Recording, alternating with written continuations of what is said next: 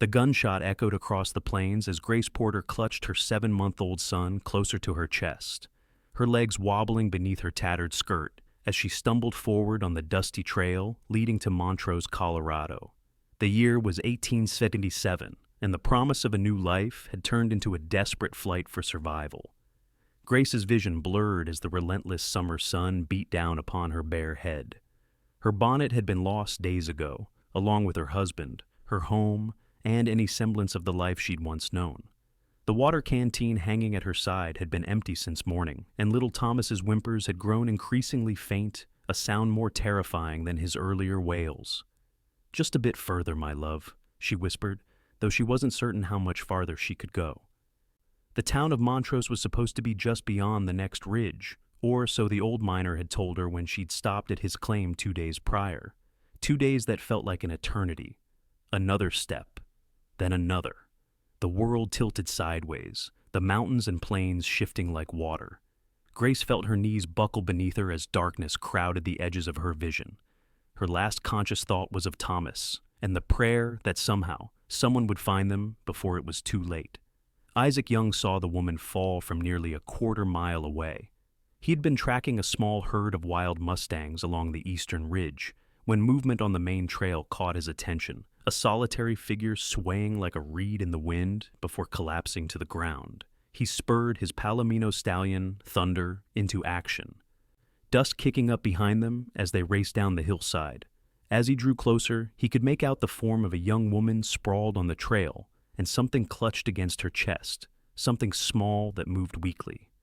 "Sweet mercy," Isaac muttered as he pulled Thunder to a halt and dismounted in one fluid motion.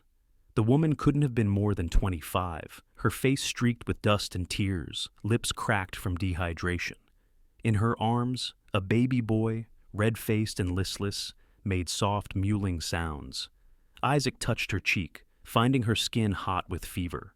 The child wasn't faring much better. Without hesitation, he uncorked his canteen and gently moistened the woman's lips, then did the same for the infant. Neither was conscious enough to drink properly. Time was critical. Montrose was still 8 miles away, and the afternoon was advancing. Soon the scorching heat would give way to the dangerous chill of a mountain night. He couldn't leave them, and there wasn't time to construct a travois. With careful movements, Isaac lifted the woman, making sure her grip on the child remained secure. He mounted Thunder, adjusting his burden so that the woman was cradled against his chest, her child protected between them. "Hang on," he whispered, though he knew she couldn't hear him. "I've got you both now." He spurred Thunder into a gallop, one arm wrapped firmly around the woman and child, the other handling the reins. The stallion seemed to sense the urgency, stretching into a ground-eating pace that ate up the miles toward Montrose. As they rode, Isaac studied the woman's face. Despite the dust and exhaustion, he could see she was beautiful, with delicate features and hair the color of wheat. The child, barely visible in the bundle of ragged blankets, had the same fair coloring. There was no sign of a husband or traveling companions, no wagon or horse nearby where she'd fallen. Just a woman and her baby, alone on the trail, a deadly situation in these parts. Isaac had seen too many graves along the trails of the West, too many dreams that had ended in shallow, unmarked resting places. He'd be damned if he'd let this woman and her child become two more. The sun was low on the horizon when the first buildings of Montrose came into view. Thunder was lathered with sweat, sides heaving, but the loyal horse hadn't slowed his pace despite the extra burden. Isaac guided him straight to Doc Miller's place at the edge of town, a whitewashed building with a small sign announcing medical services. "Doc!" Isaac shouted as he carefully dismounted, still holding the woman and child. "Doc Miller, I need help." The door swung open to reveal Samuel Miller, a man in his 50s with silver-streaked hair and alert eyes that immediately assessed the situation. "Bring them in," he ordered, holding the door wide. "Martha," he called to his wife, who appeared from the back room. "Prepare the bed and fetch water, quickly." Isaac carried his burden into the modest clinic, laying the woman gently on the examination table. She hadn't stirred during the hard ride, but the baby had begun to cry more insistently. A good sign, Isaac thought.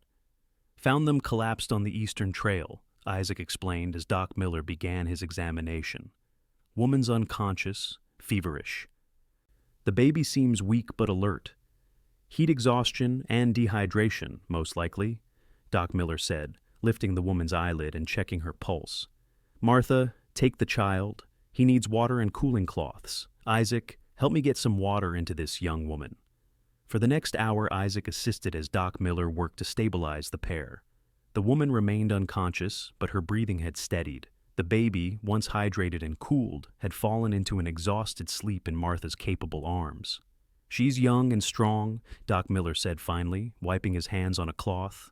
Should pull through with rest and care. The boy, too, though he's a bit more concerning. Babies can turn quickly.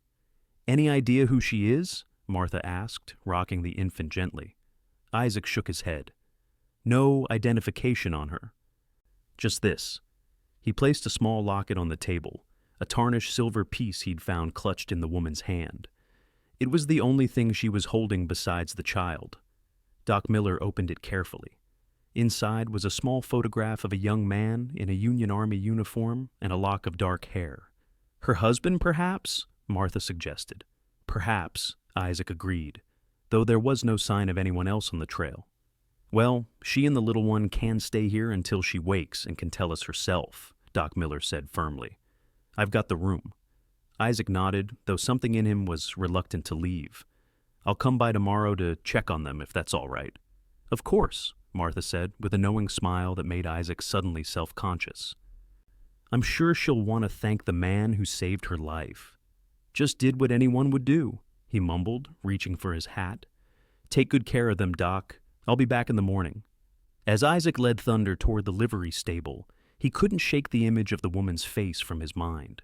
Something about her vulnerability combined with the obvious strength it must have taken to get as far as she had on foot with a baby in tow had touched him deeply. He found himself wondering who she was, where she'd come from, and what had driven her to such desperate circumstances. More than that, he found himself hoping she'd wake soon, if only so he could see what color her eyes were. Morning came with a pale gold light that made the Colorado mountains seem like something from a dream. Isaac had spent a restless night at Peterson's boarding house, his sleep interrupted by thoughts of the woman and child he'd rescued. He'd risen before dawn, tended to Thunder, and headed straight to Doc Miller's, arriving just as the physician was opening his front door. You're early, Doc observed with a raised eyebrow. How are they? Isaac asked, ignoring the implied question. The woman's fever broke around midnight. She's still sleeping, but it's a healing sleep now. The baby took some milk and seems stronger this morning. Doc Miller studied Isaac's face. You're mighty concerned for strangers, young. Isaac shrugged. Just want to make sure they're all right. Doc responded non-committally, leading the way inside. Martha's feeding the little one now. You can peek in if you'd like, but try not to wake the mother. She needs her rest. In the small room off the main clinic area, Martha sat in a rocking chair by the window, a bottle of milk in one hand and the baby cradled in her arm. The infant was sucking eagerly, tiny hands waving. He's doing much better this morning, Martha whispered with a smile. Strong appetite, which is always a good sign in one so small. Isaac moved to the bedside where the woman lay sleeping. In the clear morning light, with the dust and grime washed from her face, she was even more lovely than he'd first thought. Her hair, spread across the pillow, was the color of sunshine, and her features were delicate, but not fragile. There was character in the set of her jaw, determination even in sleep.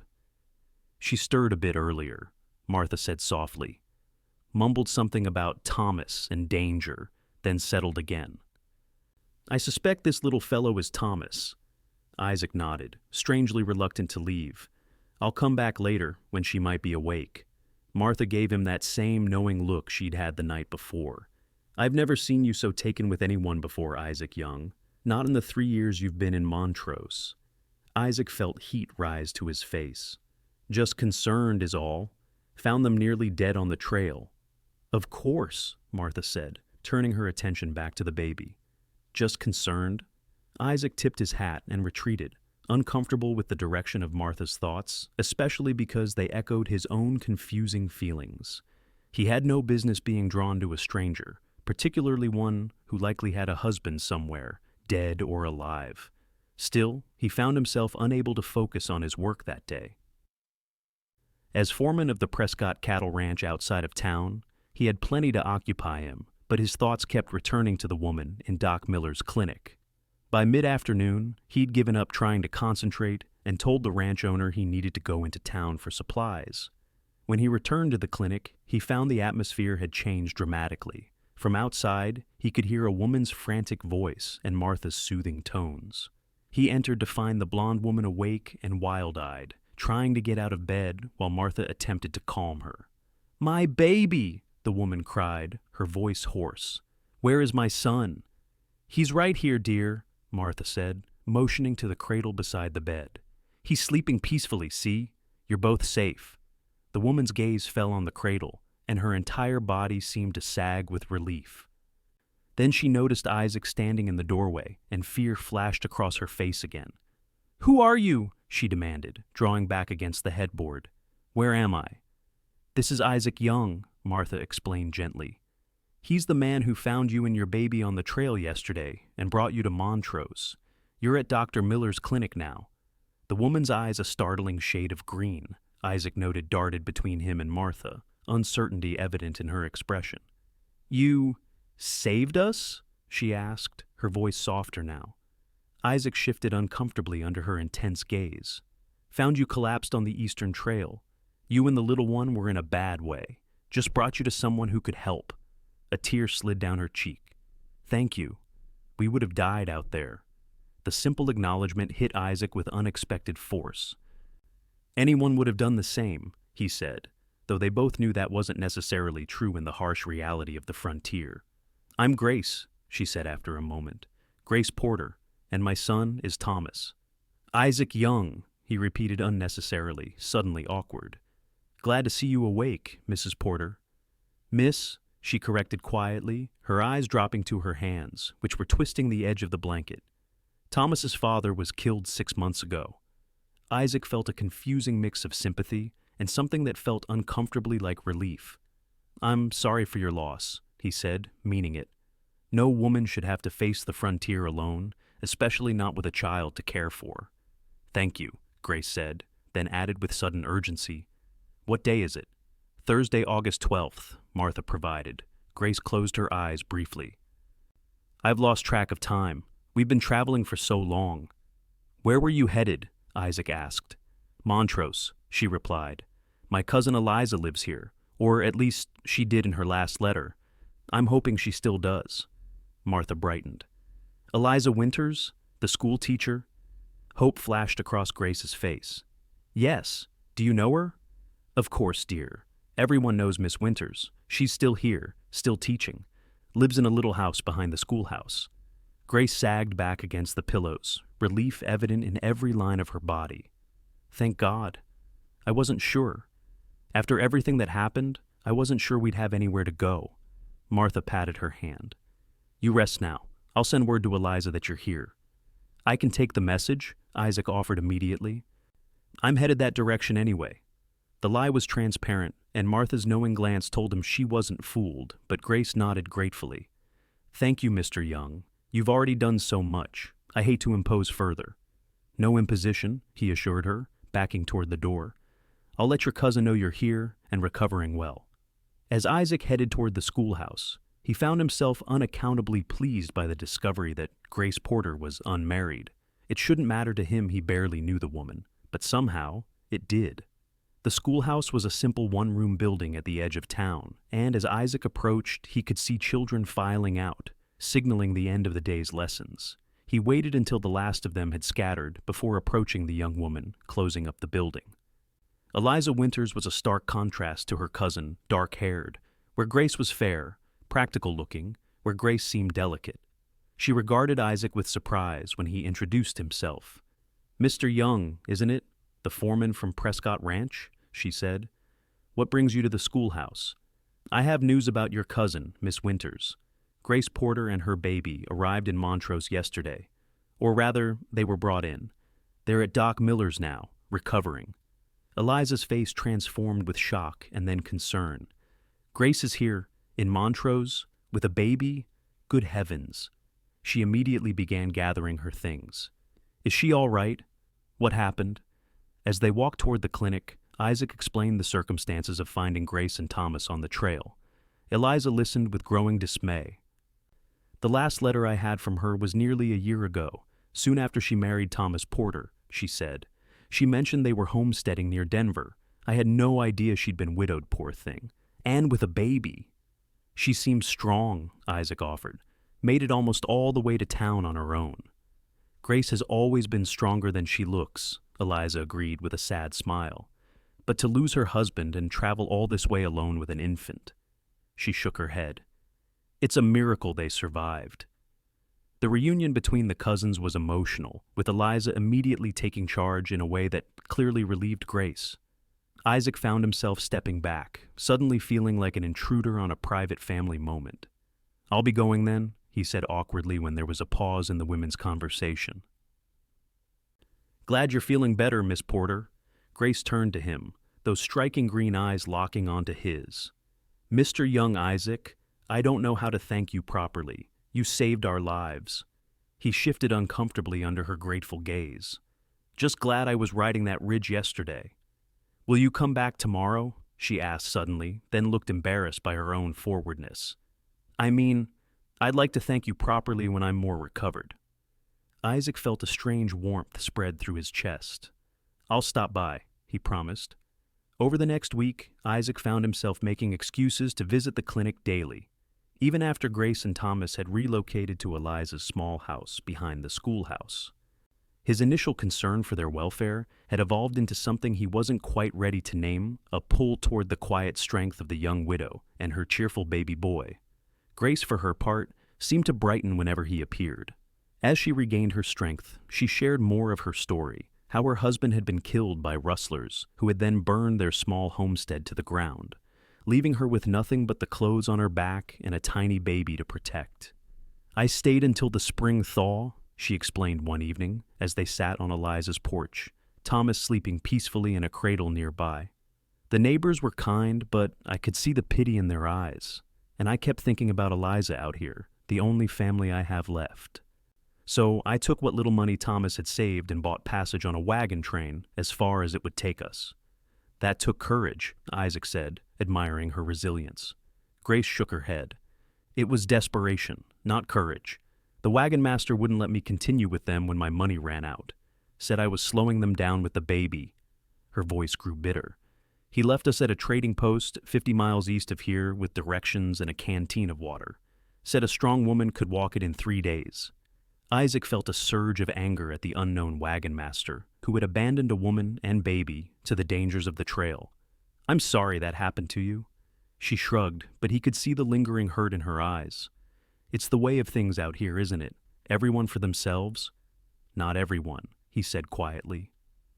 Their eyes met, and something passed between them, an understanding, a connection that ran deeper than mere acquaintance. Grace was the first to look away, a faint blush coloring her cheeks.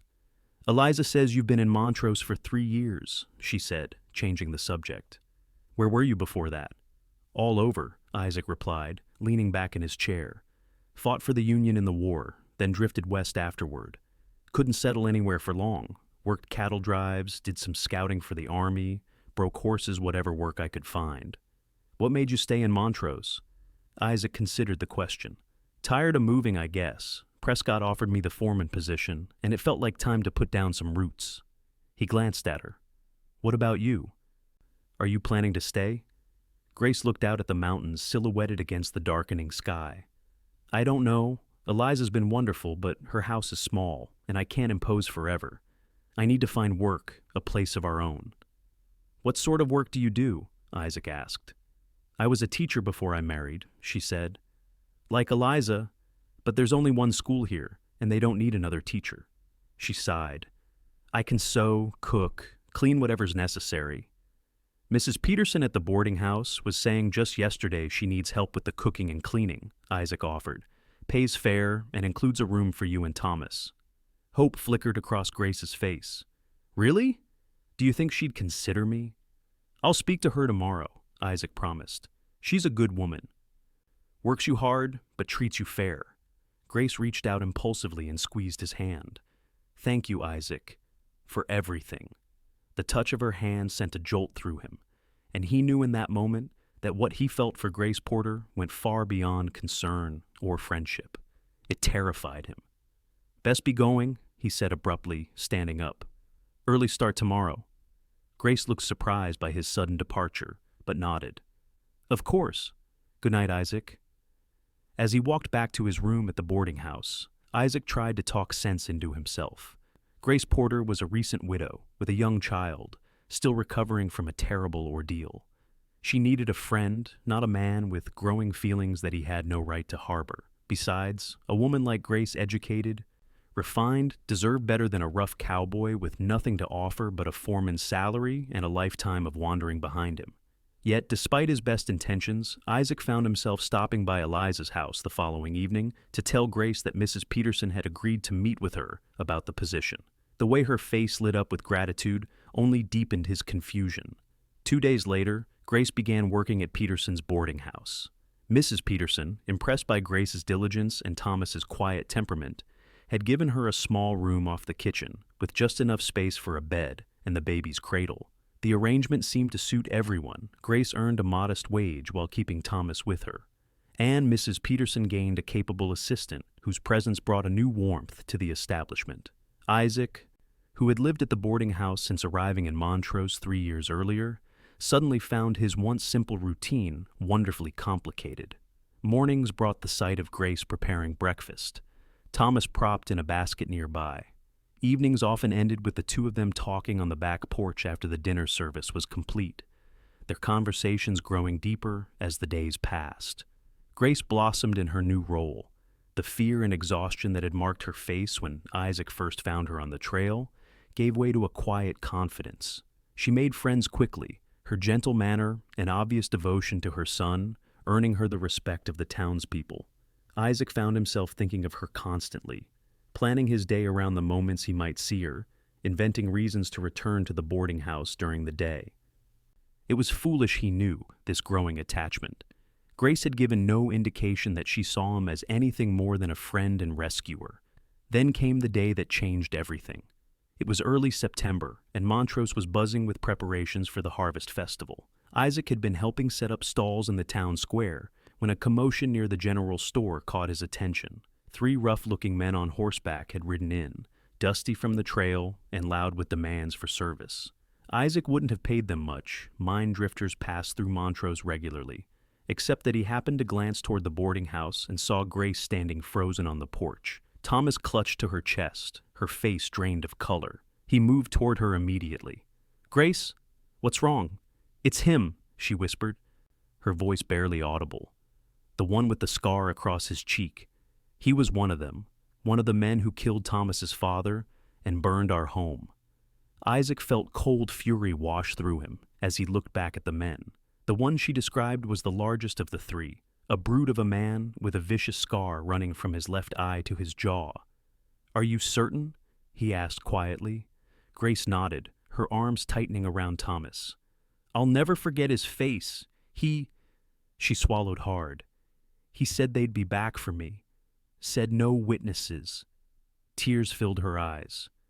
"I thought we'd gotten far enough away." Isaac's hand moved instinctively to the revolver at his hip. "Get inside, lock the door. Don't come out until I come for you." "Isaac, no!" Grace grabbed his arm. "There are 3 of them. They're killers. I'm not going to let them hurt you or Thomas," he said, his voice low and determined. "Not while I'm breathing." "Then find the sheriff," she pleaded. "Don't try to face them alone." The fear in her eyes penetrated his anger. Isaac nodded slowly. "All right, but stay inside, away from the windows. Promise me." Once Grace was safely inside, Isaac moved quickly toward the sheriff's office, keeping the 3 men in his peripheral vision. They had dismounted and were lounging against the hitching post, passing a bottle between them. Sheriff Roberts was a veteran of frontier law enforcement, neither easily rattled nor particularly brave, but competent enough. He listened to Isaac's explanation with growing concern. "These are serious accusations, young," he said cautiously. "The widow Porter is certain this man was involved in her husband's murder?" "She recognized him immediately," Isaac confirmed. "Said he threatened to kill her too, no witnesses." The sheriff sighed heavily. All right, I'll question them. But I need you to stand down. Understand? No vigilante justice in my town. Isaac nodded stiffly, though everything in him wanted to confront the scarred man directly. He followed the sheriff at a distance as he approached the three drifters, who straightened up at the sight of the law. What happened next unfolded with frightening speed. The sheriff began questioning the men casually enough, but when he mentioned a homestead burning near Denver, the scarred man's hand dropped to his gun. Isaac shouted a warning, but it came too late. The outlaw drew and fired in one smooth motion, catching Sheriff Roberts in the shoulder. The town square erupted in chaos. Isaac drew his revolver and ducked behind a water trough as the three men scattered, firing wildly. Citizens ran for cover, screams filling the air. Through the confusion, Isaac caught a horrifying glimpse of the scarred man running toward the boarding house, gun drawn, toward Grace and Thomas. Isaac burst from cover, firing twice at the man's back. One shot missed, but the other struck him in the leg, sending him sprawling in the dirt. The outlaw rolled over, returning fire, forcing Isaac back behind a stack of crates. The other two outlaws had taken positions on either side of the street, effectively pinning down anyone who tried to move. Isaac could hear shouts from the far side of town, reinforcements coming, he hoped. But the scarred man was already limping toward the boarding house, determination in every painful step. Isaac couldn't wait for help. Taking a deep breath, he broke from cover, firing steadily as he ran directly toward the wounded outlaw. It was a reckless move, but the only one that might get him to Grace in time. A bullet grazed his arm, another tore through his hat, but he didn't slow. The scarred man turned at the sound of Isaac's approach, raising his gun for a killing shot. Before he could fire, the boarding house door flew open and Grace appeared, a shotgun in her hands. Without hesitation, she fired both barrels. The blast caught the outlaw square in the chest, lifting him off his feet and throwing him backward into the dust. He didn't move again. The sudden reversal seemed to shock everyone, including the two remaining outlaws, who hesitated just long enough for several townsmen to get the drop on them. Within moments, they were disarmed and subdued. Isaac reached Grace in 3 long strides, taking the smoking shotgun from her trembling hands. "Thomas?" he asked urgently. "Safe," she managed, her voice shaky. "In the cellar with Mrs. Peterson." Relief flooded through him, followed by admiration. That was some shooting. A humorless smile crossed her face. "My father taught me, said a woman alone needed to know how to protect herself." She looked at the dead man in the street, and her composure finally cracked. "He would have killed us all." Isaac pulled her into his arms as she began to sob, her whole body shaking with delayed fear and shock. He held her tightly, suddenly aware that he could have lost her today before he ever had the chance to tell her how he felt. "It's over," he murmured into her hair. "They can't hurt you anymore." In the aftermath, the town of Montrose rallied around Grace. Sheriff Roberts, his wound painful but not life-threatening, took statements from her about the attack on her homestead. The 2 surviving outlaws, faced with multiple charges and witnesses, quickly confessed to their crimes, implicating their dead companion and several others in a string of robberies and murders across the territory. The danger had passed, but something fundamental had shifted between Isaac and Grace. The night after the shootout, once Thomas was finally asleep after hours of fussing, Grace found Isaac on the back porch of the boarding house, smoking a rare cigar as he stared into the darkness. "Couldn't sleep?" she asked softly, settling beside him on the bench. "Too much thinking," he admitted, extinguishing the cigar out of courtesy to her. "About today?" "About a lot of things." He turned to look at her, his expression serious in the moonlight. "You could have been killed, Grace. You and Thomas both." "So could you," she pointed out, "running straight at a gunman like that. It was the bravest and most foolish thing I've ever seen." "I couldn't let him reach you," Isaac said simply, as if that explained everything. Grace was quiet for a long moment. "Why?" The question hung in the air between them, weighted with all the unspoken feelings of the past weeks. Isaac had never been a man of many words, had never had to explain his heart to anyone. But Grace deserved the truth. "Because the thought of losing you terrifies me more than any gunman," he said finally. "Because in the few weeks I've known you, you've become the most important person in my life, next to that boy of yours. Grace's breath caught audibly. Isaac, I know it's too soon, he continued hastily. Your husband's barely been gone a year, and you're still finding your way here. I don't expect anything. I just wanted you to know. To his surprise, Grace reached for his hand, interlacing her fingers with his. When Thomas, my husband, died, I thought that part of my life was over. I couldn't imagine ever feeling that way again. She squeezed his hand gently. But then, there you were, carrying us both to safety when I thought all hope was lost. Isaac dared to look at her face and found tears shimmering in her eyes, but a smile on her lips. It's not too soon, she whispered. Life's too uncertain out here to waste time denying what we feel. Hardly daring to believe what he was hearing, Isaac reached up to touch her cheek. And what do you feel, Grace Porter? Instead of answering with words, she leaned forward and pressed her lips to his, a kiss as gentle as it was certain. When they parted, Isaac rested his forehead against hers. I'm not a wealthy man, he said quietly, just a foreman with modest savings. But I promise you this, if you'll have me, I'll spend every day making sure you and Thomas never know fear or want again. Grace smiled, tears spilling onto her cheeks. We don't need wealth, Isaac. We just need you. Their courtship proceeded with the blessing of the town, who had witnessed their connection firsthand during the dramatic confrontation with the outlaws. Eliza, initially protective of her newly widowed cousin, soon became Isaac's strongest advocate after seeing the way he doted on both Grace and Thomas. By Christmas of 1877, 4 months after Isaac had found Grace collapsed on the trail, they were married in a simple ceremony at the Montrose church. Thomas, now nearly a year old and taking his first wobbly steps, was the center of attention, toddling down the aisle with Eliza's help, a tiny pillow with the rings tied securely to his wrist. The winter passed in newlywed bliss, with the small family occupying Isaac's room at the boarding house while saving for a place of their own. By spring, an opportunity arose that seemed providential. Old Man Hanson decided to sell his small ranch on the outskirts of town, a modest property with a sturdy house, good water, and enough grazing land for a decent herd. With his savings, a loan from the bank, secured by his sterling reputation, and Grace's small inheritance that finally arrived from her parents' estate back east, Isaac was able to purchase the property. The day they moved in, Grace carrying Thomas, Isaac carrying their few belongings, felt like the true beginning of their life together. Welcome home, Mrs. Young, Isaac said, lifting Grace over the threshold in the frontier tradition, Thomas giggling in her arms. It's perfect, Grace breathed, taking in the simple but well-built house. It wasn't large or grand, but with its stone fireplace, solid wooden floors, and windows that looked out over the mountains, it was everything they needed.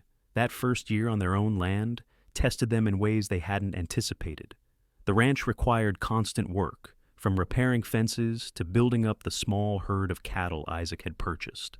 Grace, having grown up in a more genteel environment back east, found herself learning to garden, preserve food, and manage a household far from town with limited resources.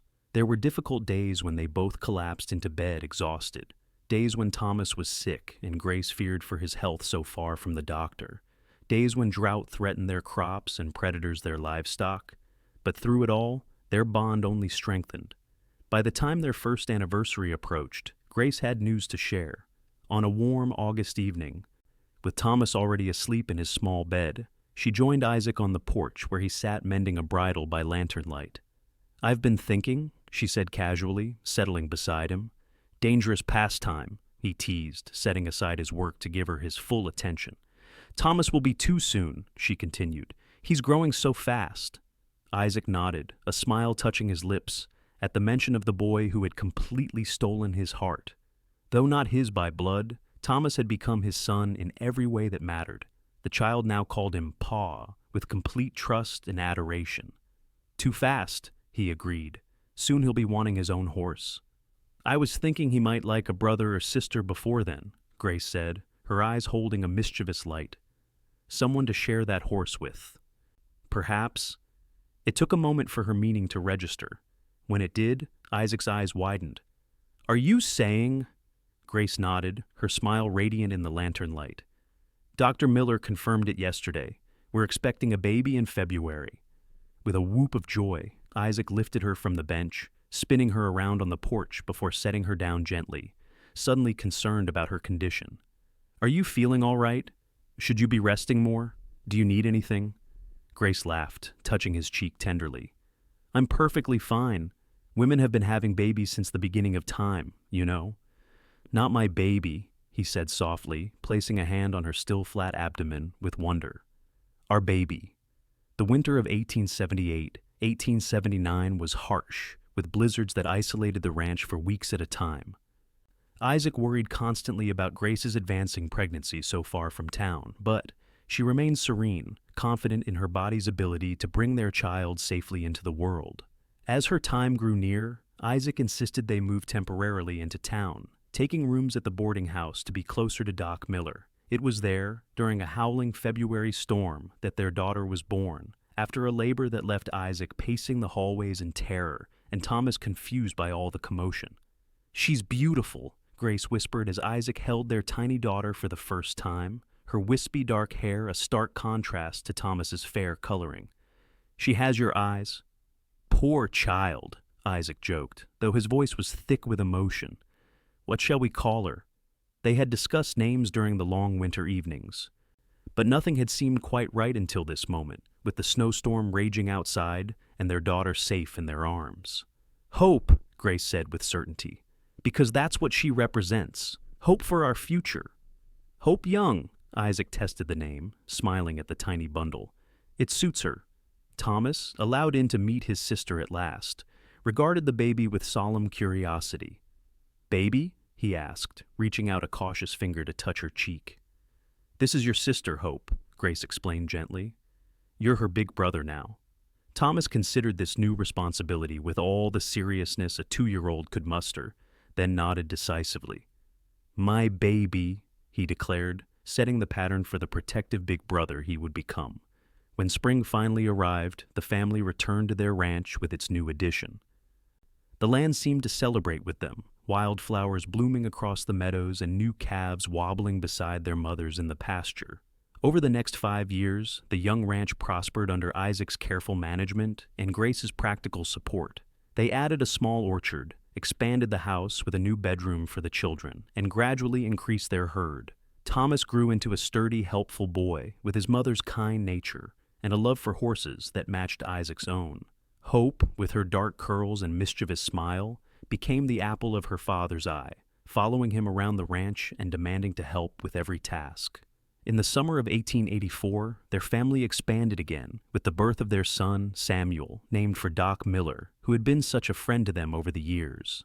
The ranch was truly thriving now, with enough income to hire a hand to help Isaac with the heavier work, and occasionally allow Grace some help with the household.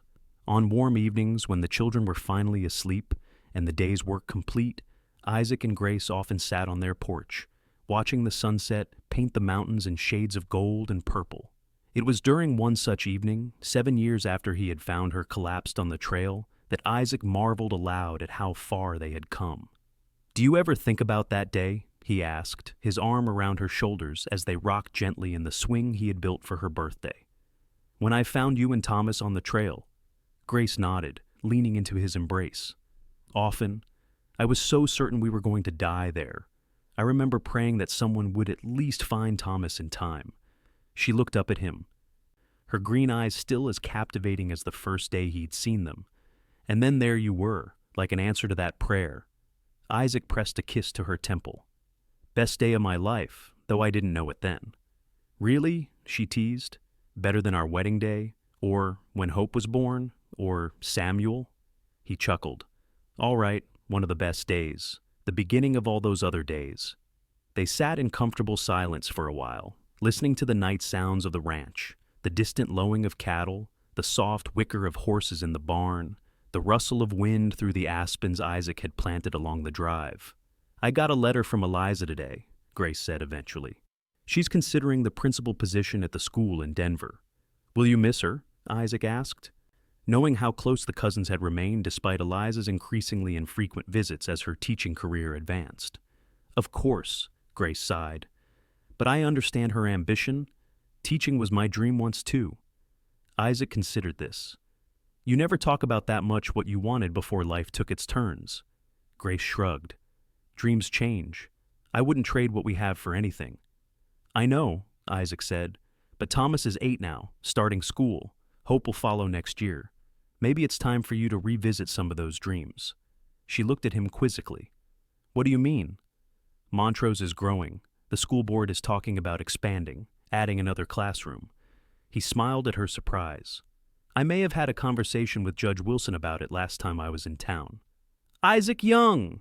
Are you meddling in my affairs? Grace sat up straighter, but her eyes sparkled with interest.